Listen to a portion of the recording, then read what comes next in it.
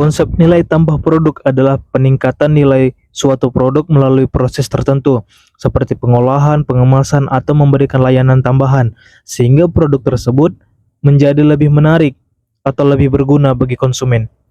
Ini bisa membuat produk dijual dengan harga lebih tinggi dibanding produk serupa yang tidak memiliki nilai tambah.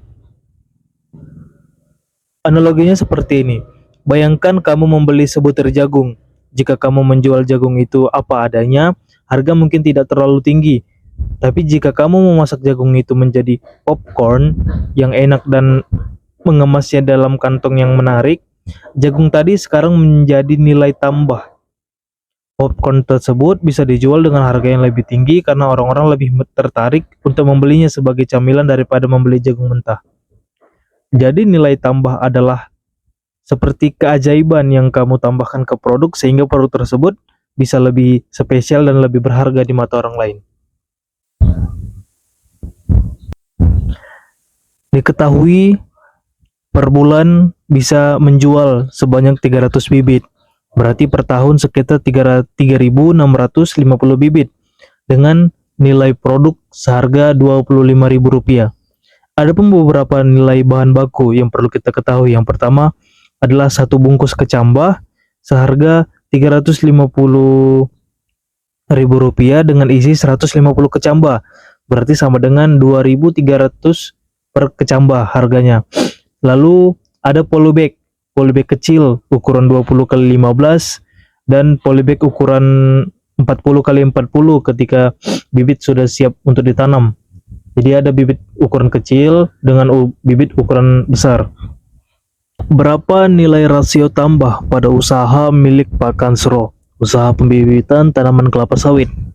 Itu bila satu hari bisa menjual 10 bibit kali Rp25.000 sama dengan Rp250.000.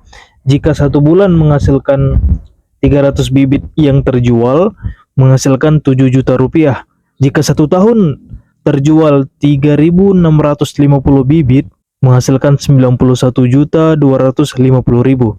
Karena Pak Kansro melakukannya secara sendiri dan mandiri, jadi tidak ada nilai sisa, tidak ada nilai harga, tidak ada penghitungan mengenai nilai sisa. Begitu juga dengan nilai penyusutan awal.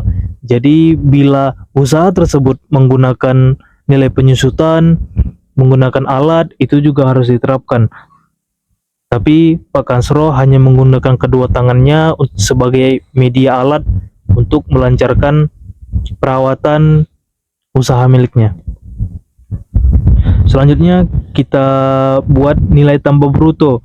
Rumus untuk mencari nilai tambah bruto adalah nilai produk dikurang nilai bahan baku. Nilai produk sebesar Rp25.000 dengan nilai bahan baku sekitar Rp3.400.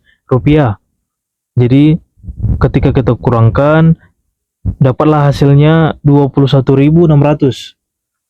Jadi bila kita kalikan per tahun, 21.600 kali 3.650 bibit itu dapat menghasilkan Rp75.840.000. Selanjutnya untuk kita mencari neto. Nah, neto ini adalah harga bersih. Kalau bruto kotor, neto bersih. Jadi rumusnya NTB kurang NPA. NTB nilai tambah bruto, NPA nilai penyusutan alat. Nah, sebab tadi tidak ada nilai penyusutan alat, jadi bisa dipastikan Rp78.840.000 dikurang 0, lalu dibagi 3.650 bibit sama dengan menghasilkan harga Rp21.600 per bibit. Berapa nilai rasio tambah yang dihasilkan? Nah, rasio nilai tambah neto dibagi nilai produk lalu dikali 100. Nah, dapatlah hasil 86,4%. Diketahui bahwa rasio nilai tambah dari penjualan bibit tanaman kelapa sawit milik Pak Kansro telah melebihi 50%. Maka dari itu usaha tersebut digolongkan memiliki rasio yang tinggi. Rasio nilai tambah 50% dikatakan tinggi karena menunjukkan bahwa proses atau usaha yang dilakukan untuk meningkatkan produk berhasil.